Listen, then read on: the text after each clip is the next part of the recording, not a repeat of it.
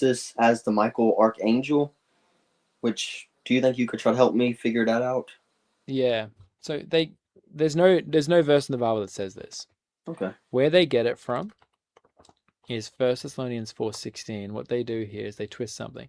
For the Mm, Lord himself will descend from heaven with a cry of command, with the voice of an archangel, and with the sound of the trumpet of God. mm, So this is Jesus descending. There's a command and there's a voice of an archangel. And they say, oh, see, if Jesus is coming with the voice of an archangel, therefore Jesus must be Michael the archangel. That okay. doesn't logically follow. He descends, there's a cry of command, and there's a voice of an archangel, and there's trumpets going off. That doesn't mean that Jesus is the trumpets. Doesn't mean Jesus is the angel or Jesus is the command, Mm, right? Jesus is yeah. coming, but all these other things are happening at the same time because if we know what happens that when he comes back with all his angels. That's Right. Matthew 25:31. When the Son of Man comes in his glory and all the angels with him.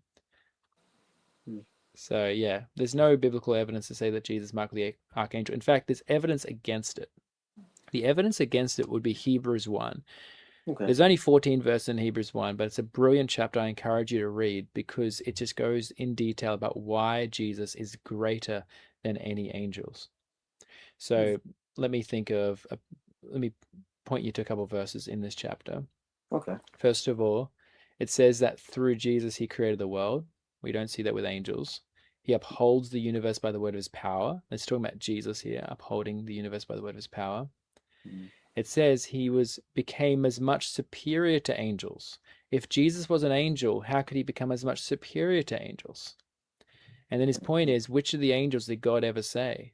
So that would include even archangels. When did God ever say to even to an archangel, mm, you are my son, today I've begotten you? And the answer is he's never.